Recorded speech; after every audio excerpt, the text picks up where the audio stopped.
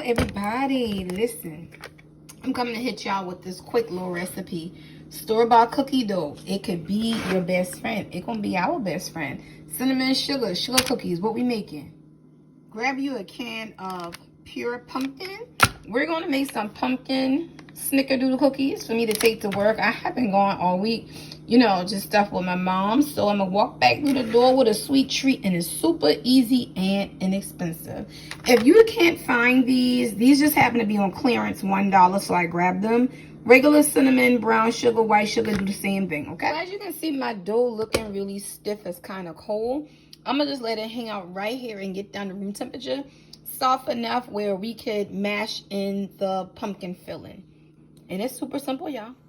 So to my room temperature, the sugar cookie dough, I have, that's one whole roll, and then that's about 16 of the pieces that's like this.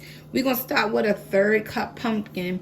Y'all, I'm gonna make some other pumpkin recipes, so I got a mason jar, so any filling you don't use is gonna go to the jar. I'm gonna also do a compilation video on my go-to syrups that I've been using in my cold foams, my lattes, and all that. So now this is the part where you can eyeball it. I don't think that's enough, so I'm going with another 1/3. So right here, very important, I'm folding in the pumpkin. You can stir it, you can fold it, but I just rather it look like swirls of pumpkin. Now, you know, cinnamon sugar goes on the outside of Snickerdoodle. You don't really have to do anything extra. But just because I have a little bit of pumpkin spice, just hit it with not even a half a teaspoon, because this should be like 24 cookies. So normally your store-bought cookie doughs already have the fat in it.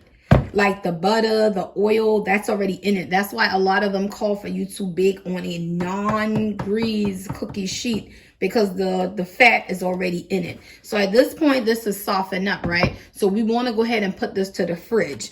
The good part about this is you could put this in Tupperware containers and have it to the back of the fridge and just pinch off when you want a sweet treat for the kids, whomever, however. Or you can just make enough dough to last you throughout the season. It does not go bad.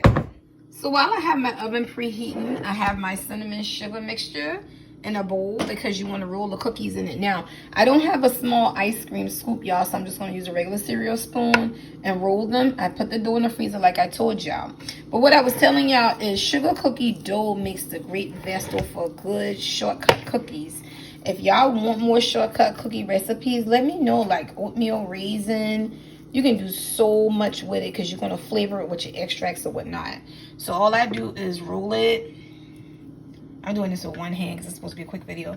And the cinnamon sugar mixture, and we're going to drop it just like this and bake on 350 for about 10-12 minutes. I say 11 minutes because your heat from this right here going to cook it a little more. I'll be back. Okay, y'all, I'm back. This is what they looking like. Let me show y'all how moist and soft. If you want them a little more flatter and crispier, bake them a little longer, more like 14-15 minutes. But I'm loving how this came out. I have them here on a tray stacked up and ready for work tomorrow. And I'm going to see y'all later.